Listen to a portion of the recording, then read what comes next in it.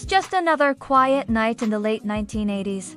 The kind of night where the loudest sound is the hum of the fluorescent lights overhead. I was on the night shift at the all-night convenience store, just going through the motions, restocking shelves, and wiping down counters. But then I saw it. That one car? It had been in the same spot in the far corner of the parking lot for the past 3 nights. Same make, same model, same eerie stillness. It just sat there, a dark shape against the asphalt. I'd tried to ignore it, telling myself it was probably just someone sleeping off a long drive. But tonight, something felt different. As I was taking out the trash, I noticed a flicker of movement inside, just a shadow shifting behind the heavily tinted windows.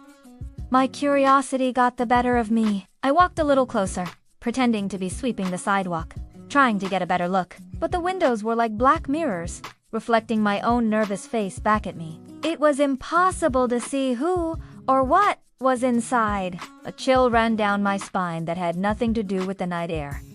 Something was definitely not right about this. I finished with the trash, trying to act casual, but my heart was starting to pound against my ribs. I went back inside the store, but I couldn't shake the feeling. I stood by the front window, peering out from behind a rack of potato chips. My gut was screaming at me that this wasn't just a stranded motorist.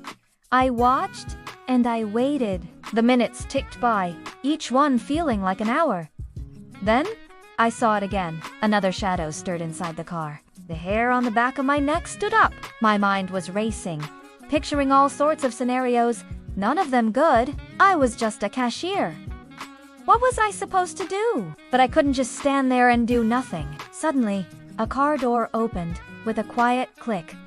It was so silent, I almost missed it. 3 men slipped out, moving like ghosts in the dim light. They were all dressed in dark clothing, their faces obscured by the shadows. One of them was carrying a bag, and even from a distance, I could see the metallic glint of what looked like a crowbar. My blood ran cold. They weren't just passing through, they were heading straight for the side door of the store. My store! They were breaking in.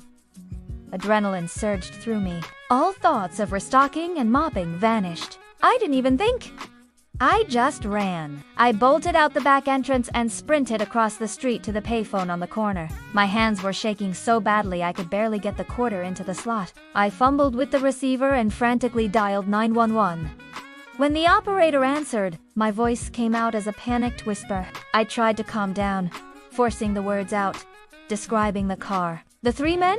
The tools? The break-in happening right now. The operator was calm, professional, and assured me that help was on the way. I hung up the phone, my body trembling, and hid behind a large hedge, my eyes glued to the store. It felt like an eternity, but it was probably only a couple of minutes before I heard the distant wail of sirens. The sound grew louder and louder until the entire parking lot was flooded with flashing red and blue lights. 2 police cars screeched to a halt, boxing the burglar's car in. The officers were out in a flash.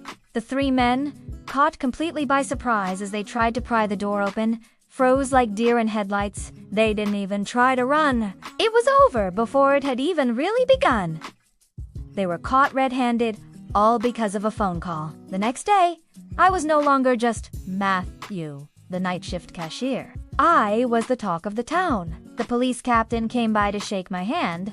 The store owner called me a hero. My picture was in the local newspaper. That one brave act on a quiet night turned me from an ordinary guy into a local legend. The community rallied around me. People I'd never met would stop me on the street to thank me. The store owner gave me a huge bonus, and customers started leaving generous tips and gifts. It was overwhelming, but in the best way possible. For the first time, I felt like I was truly a part of the community. Even now, years later, some of the old-timers in town still tell the story of the young man who worked the graveyard shift and saved the store that never closed. Thanks for watching our story today. If you enjoyed it, please hit that like button and subscribe for more true tales of everyday heroes. We'll see you in the next one.